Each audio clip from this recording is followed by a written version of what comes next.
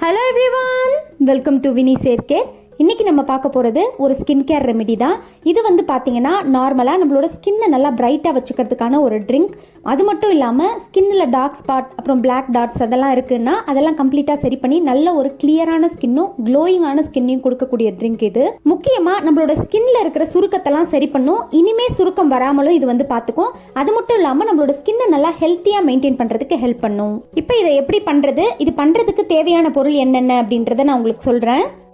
First வந்து பார்த்தீங்கன்னா 2 சின்ன சைஸ் பீட்ரூட் வந்து நான் எடுத்து வச்சுருக்கேன். கரெக்டாக ஒருத்தர் குடிக்கிற மாதிரி ஜூஸ் போட போகிறேன். அதுக்கு இந்த மாதிரி சின்ன சைஸ் பீட்ரூட் 2 இருந்தால் போதும்.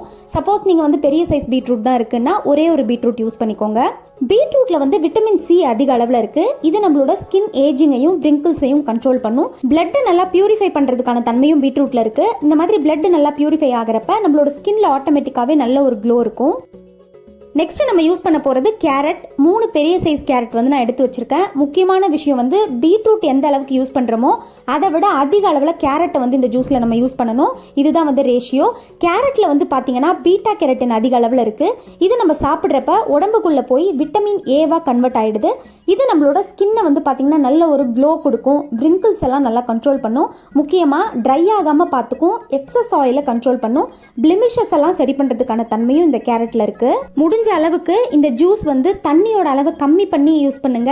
தண்ணியை விட இந்த மாதிரி வெஜிடபிள்ஸ் வந்து நம்ம கொஞ்சம் அதிகமாக ஆட் பண்ணிக்கிட்டோம்னா பியூரான ஜூஸ் கிடைக்கும். ஸோ அந்த மாதிரி அதிகமாக வெஜிடபிள்ஸ் ஆட் பண்ண போறீங்கன்னா கேரட்டோட அளவு அதிகப்படுத்திக்கோங்க. பீட்ரூட் வந்து அதிகமாக சேர்க்கணும்னு அவசியம் கிடையாது.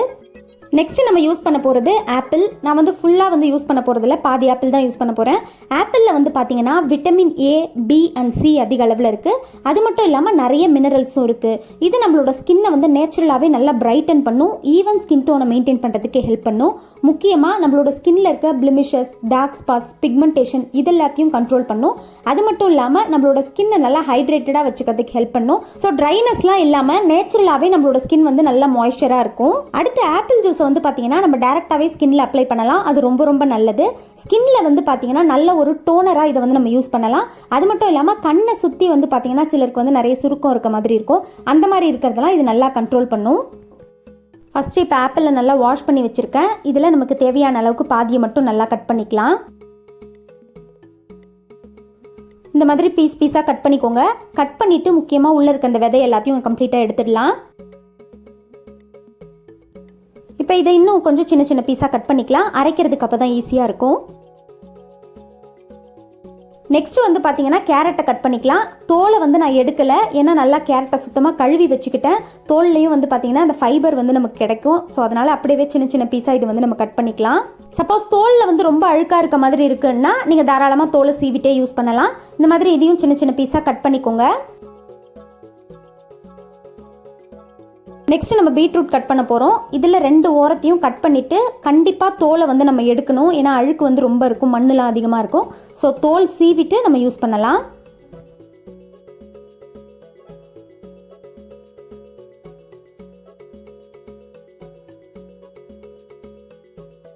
ரெண்டு பீட்ரூட்டும் நான் வந்து தோல் சீவி எடுத்து வச்சுட்டேன். நல்லா ஃப்ரெஷ்ஷான பீட்ரூட்டாக பார்த்து யூஸ் பண்ணுங்கள். அப்போ தான் அந்த நீர் சத்து வந்து அதில் அதிக அளவில் இருக்கும். இப்போ இந்த பீட்ரூட்டையும் நம்ம வந்து குட்டி பீஸாக கட் பண்ணிக்கலாம். நமக்கு அரைக்கிறதுக்கு எந்த அளவுக்கு ஈஸியாக இருக்குமோ அந்த அளவுக்கு கட் பண்ணிக்கலாம். அவ்வளோதான். இப்போ 3த்தையுமே நான் வந்து கட் பண்ணி வச்சுருக்கேன். நான் ஆல்ரெடி சொன்ன மாதிரி பீட்ரூட் வந்து கொஞ்சம் கம்மி அளவில் எடுத்திருக்கேன். ஆப்பிள் அதை விட கொஞ்சம் அதிக அளவில் எடுத்திருக்கேன். கேரட் எல்லாத்த விட கொஞ்சம் அதிக அளவில் எடுத்து வச்சுருக்கேன். நான் ஆல்ரெடி சொன்ன மாதிரி கேரட் வந்து பார்த்தீங்கன்னா நீங்கள் இன்னுமே கூட அதிகமாக ஆட் பண்ணிக்கலாம். அதாவது மேக்ஸிமம் ஒரு 5 கேரட் வரைக்கும் கூட நம்ம ஆட் பண்ணிக்கலாம். இப்போ ஒரு மிக்ஸி ஜாரில் நம்ம கட் பண்ணி வச்சு எல்லாத்தையும் சேர்த்துக்கலாம். ஃபஸ்ட்டு பீட்ரூட் வந்து நான் ஆட் பண்ணிக்கிறேன். அதுக்கப்புறமா ஆப்பிள் ஆட் பண்ணிக்கிறேன். இப்போ கேரட் வந்து ஃபைனலாக ஆட் பண்ணிக்கலாம். இப்போ இது எல்லாத்தையுமே ஆட் பண்ணதுக்கு அப்புறமா 1 இன்ச் அளவுக்கு இஞ்சி வந்து நான் ஆட் பண்ண போகிறேன். டேஸ்ட்டை கண்ட்ரோல் பண்ணுறதுக்காக தான். ஏன்னா இதில் சுகர், சால்ட் எதுவுமே நான் வந்து ஆட் பண்ண போகிறதில்ல. பியூரான ஜூஸாக தான் குடிக்க போகிறேன். ஸோ இஞ்சி வந்து கொஞ்சம் நல்லா இருக்குன்றதுக்காக போட்டிருக்கேன். உங்களுக்கு தேவைப்பட்டால் போடுங்க, இல்லைனா ஸ்கிப் பண்ணிக்கோங்க. இப்போ இது எல்லாத்தையும் ஆட் பண்ணிவிட்டு ஒரு டைம் இதை வந்து நல்லா அரைச்சிக்கலாம். தண்ணி விடாமல் ஃபஸ்ட்டு அதை கொஞ்சம் துருவுன மாதிரி அரைச்சி எடுத்துக்கோங்க. இப்போ இந்த மாதிரி நல்லா வந்து துருவின மாதிரி நான் அரைச்சி எடுத்திருக்கேன். இதுவே வந்து பார்த்தீங்கன்னா தண்ணி விடாததுக்கே நல்லா வந்து ஜூஸியாக இருக்குது. இதை ஃபில்டர் பண்ணாலே நம்மளுக்கு பியூரான ஜூஸ் கிடைக்கும். பட் ஒரு கிளாஸ் அளவுக்கு நமக்கு கிடைக்காது.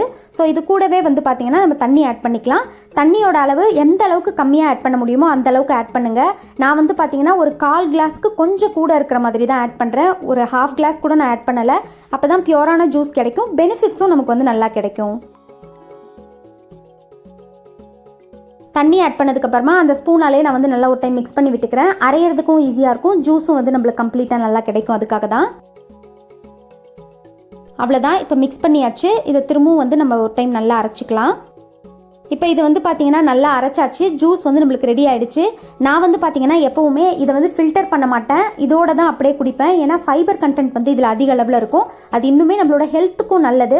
புதுசாக ஃபஸ்ட் டைம் குடிக்கிறவங்களுக்கு வந்து பார்த்தீங்கன்னா இதோட குடிக்கிறதுக்கு வந்து பிடிக்காது. ஏன்னா வாயில் வந்து அது தட்டுப்படும், கொஞ்சம் வாமிட் வர மாதிரி இருக்கும். ஸோ நீங்கள் கம்ப்ளீட்டாக இதை வந்து ஃபில்டர் பண்ணிவிட்டு குடிக்கலாம். இப்போ இதை வந்து நான் ஃபில்டர் பண்ணி காமிக்கிறேன்.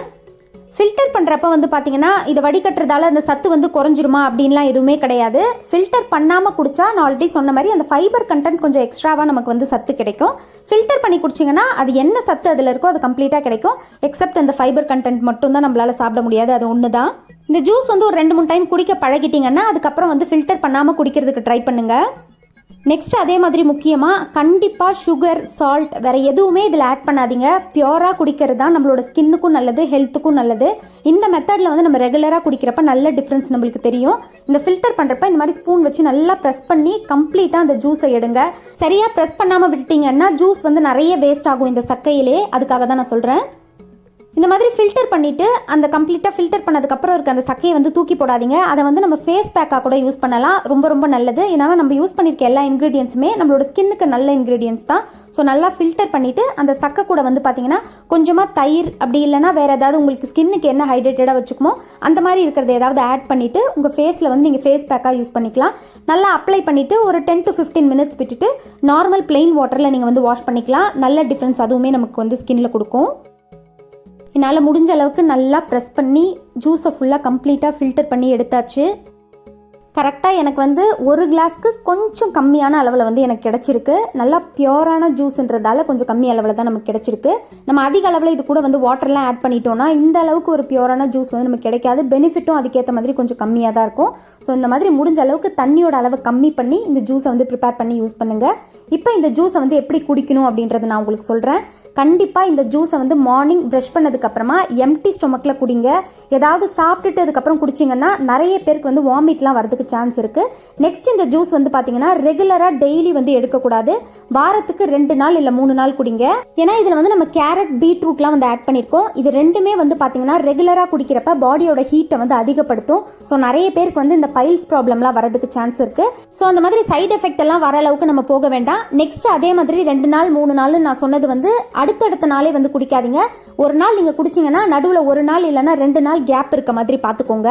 அந்த நடுவில் இருக்க நாளில் நீங்கள் வேறு ஏதாவது ஜூஸ் வந்து தாராளமாக குடிக்கலாம். தக்காளி ஜூஸ் இல்லை பப்பாளி பழம் அந்த மாதிரி இருக்கிறது குடிக்கலாம். அதுவுமே ஸ்கின்னுக்கு வந்து ரொம்ப ரொம்ப நல்லது தான். ரெகுலராக இதை வந்து நீங்கள் ஃபாலோ பண்ணிட்டு வரப்போ உங்களோட ஸ்கின்ல வந்து நல்ல டிஃப்ரென்ஸ் தெரியும். அட்லீஸ்ட் ஒரு 15 days to 1 monthக்குள்ளவே உங்களுக்கு நல்ல டிஃப்ரென்ஸ் தெரியும். நீங்கள் ட்ரை பண்ணி பார்த்துட்டு உங்கள் ரிசல்ட்ஸை மறக்காமல் கமெண்ட்ஸில் என் கூட ஷேர் பண்ணிக்கோங்க. தேங்க்ஸ் ஃபார் வாட்சிங் மை வீடியோ.